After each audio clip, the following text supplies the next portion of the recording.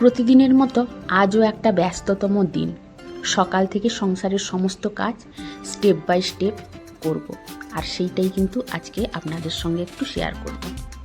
নমস্কার বন্ধুরা, আশা করি সবাই ভালো আছেন, সুস্থ আছেন। আমিও ভালো আছি। আমি সুস্মিতার নতুন আবার একটা ভিডিওতে আপনাদেরকে স্বাগত জানিয়ে আর সঙ্গে নিয়ে আজকে আবার একটা নতুন ভিডিও নিয়ে আপনাদের সামনে উপস্থিত হলাম। ভিডিওটা দেখতে থাকুন, আশা করি একটু হলেও ভালো লাগবে। আর যদি ভিডিওটির কোনো অংশে আপনাদের ভালো লেগে থাকে তাহলে অবশ্যই একটা কমেন্ট করে যাবেন। তো আজকে কিন্তু ঘুম থেকে উঠেই কিন্তু আমি প্রথমে এক্সারসাইজ করতে লেগে পড়েছি, কারণ কয়েকদিন ধরে করা হয়নি বলে কোমর আর পায়ের ব্যথাটা একটু বেড়ে গেছে, মানে পায়ের বলতে হাঁটুর ব্যথাটা একটু বেড়ে গেছে। তো সেই জন্য ভাবলাম আজকে একটু এক্সারসাইজ করি আমি, কিন্তু মাঝে মাঝে ওই যে এনার্জি লস হয়ে যায়, তখন আর করতে ইচ্ছে হয় না, বা অনেক সময় দেরি হয়ে গেলে তখন আর করি না। তবে চেষ্টা করি সপ্তাহে 3 থেকে 4 দিন অন্তত এক্সারসাইজ একটু করে নিতে।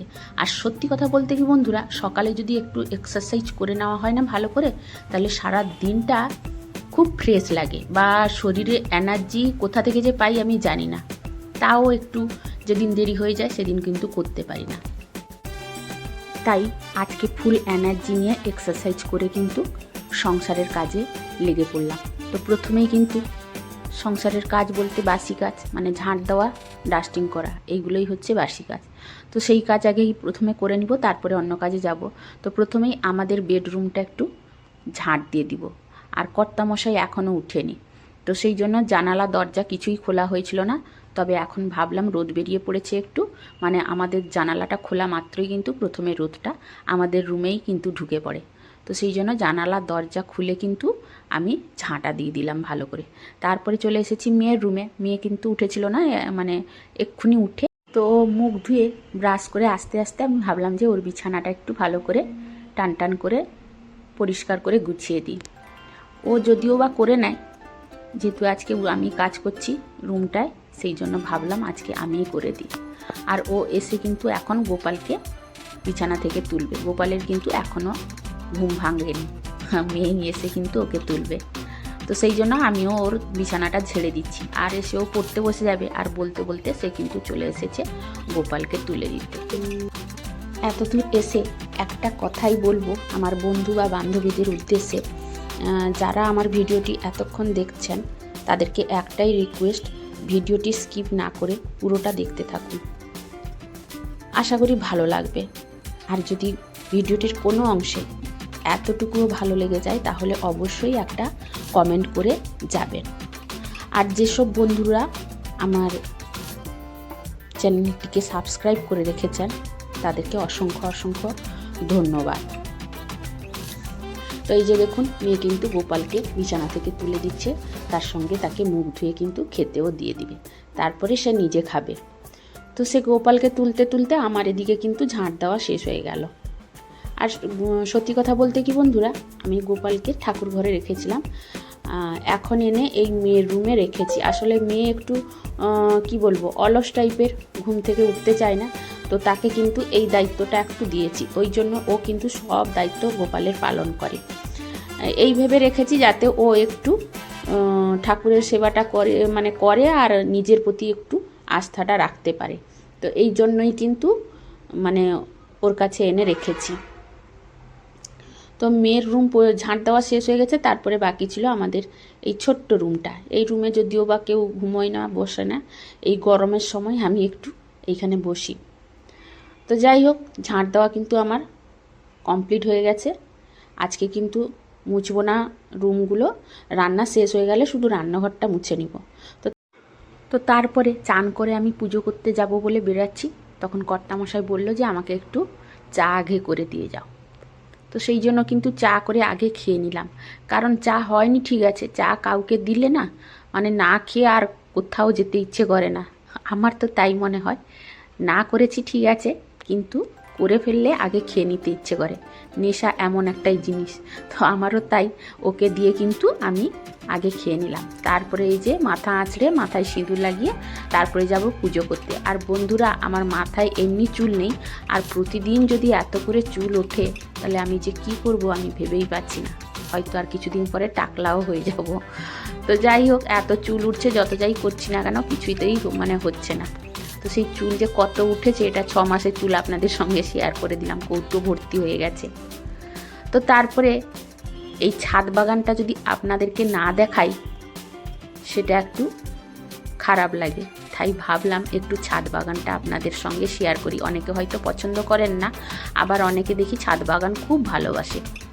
তো যারা ভালোবাসেন নিশ্চয়ই তারা দেখে কিন্তু খুশি হবেন। আমি ছাদ বাগানে এই যে কত গাছ লাগিয়েছি, আর এরকম যদি পুজো করার জন্য ফুল প্রত্যেক দিন পাই, ঠাকুরের চরণে দিতে পারি, তো তার থেকে আনন্দ মনে হয় আমার কাছে আর কিছুই নেই। তো সেই জন্য আপনাদের সঙ্গে একটু শেয়ার করে দিলাম। যেহেতু এখন ফুল খুব ভালোই ফুটছে, তো সেই জন্য খুব আনন্দ লাগে মানে দেখে ফেললেই। তো তারপরে এই যে কাছাকাছি যতটুকু হয়েছিল, কারণ আমাদের প্রতিদিন অল্প বেশি করে কাছাকাছি কিন্তু বন্ধ থাকে না, প্রতিদিনই কাচতে হয়। তো আজকে যতটুকু কাঁচা হয়েছিল সেইগুলো শুকিয়ে দিয়ে এবারে যাব কিন্তু ঠাকুর পুজো করতে। তো ঠাকুর পুজোটা আজকে আর আপনাদের সঙ্গে শেয়ার করলাম না, তবে ফুল কতটা হয়েছে সেইটা একটু দেখে নিন। ফুল কিন্তু আজকে অনেকটাই হয়েছে। তো যাই হোক, পুজো করে কিন্তু চলে এলাম এবার রান্না করতে। টিফিনটা খাওয়া হয়ে গেছে অফ ক্যামেরায়, মানে সেটা ভিডিও করতেই আর মনে নেই, কারণ দেরি হয়ে গেছিলো বলে তাড়াহুড়ো করে রান্না মানে খেয়ে নিয়েছি। তো তারপরে দুপুরের রান্নার কাজে লেগে পড়েছি। আর বন্ধুরা, আজকে খুব একটা কিছু করব না, ওই ডাল ভিজিয়েছিলাম মসুর ডাল, ওই মসুর ডালের বড়া ভাজা করব, আর আলু দিয়ে ঝোল করব, আর লাউ পাতার ভর্তা করব। আর সত্যি কথা বলতে কি বন্ধুরা, লাউ পাতার ভর্তা খেতে কিন্তু খুব সুন্দর লাগে।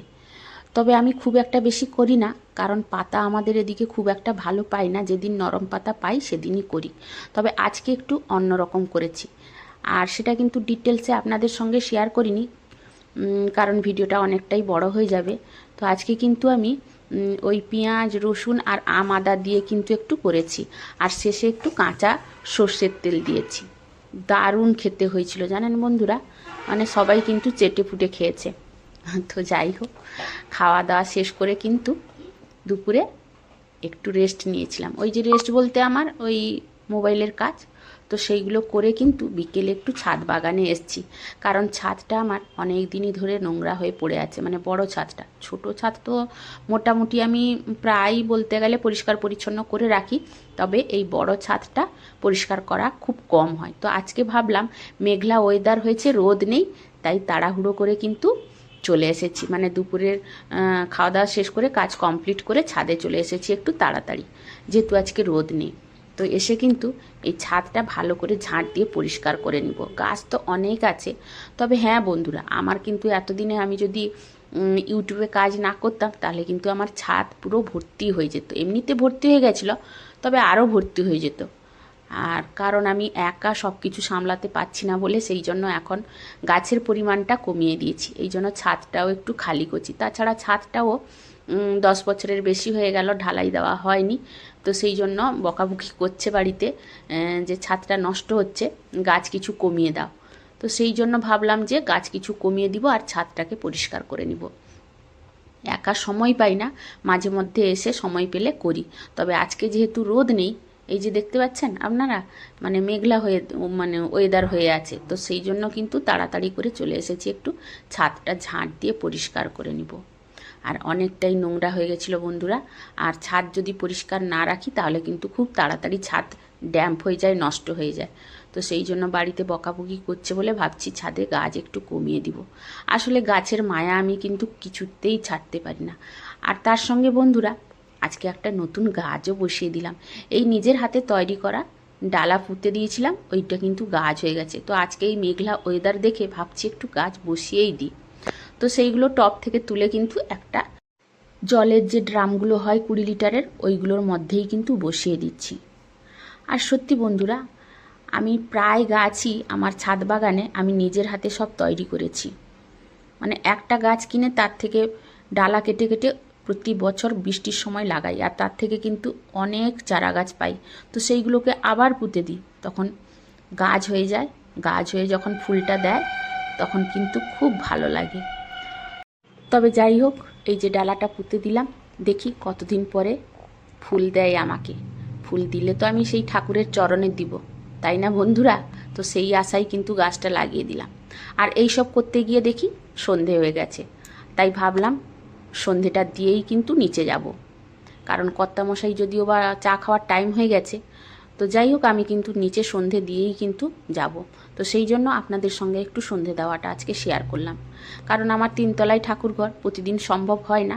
তো আজকে ভাবলাম আপনাদের সঙ্গে একটু শেয়ার করেই দিই। তো তারপরে সন্ধে দিয়ে এসে অফ ক্যামেরায় তো চা খাওয়া হয়ে গেছে, আর রাতের খাওয়াটা রেডি করলাম, আর সেইটাই আপনাদের সঙ্গে শেয়ার করছি। আর এই রাতের খাওয়াটা করেই কিন্তু আজকের মতো ভিডিওটা শেষ করব। আর রাত্রে করলাম কি জানেন তো, ওই মুগ ডালের চিলা। আর আমার কর্তামশাই ঠান্ডা লেগে গেছে, আমি এখানে ভয়েস দিচ্ছি আর ও মাঝে মাঝে হাঁচি করছে, আর মাঝে মাঝে কিন্তু বাসের আওয়াজও পাবেন। তো যাই হোক, ওইটাকে ইগনোর করে দিবেন একটু, আমি আর কি করব। তো আজকের মতো বন্ধুরা ভিডিওটা এখানে শেষ করলাম। সবাই ভালো থাকুন, সুস্থ থাকুন।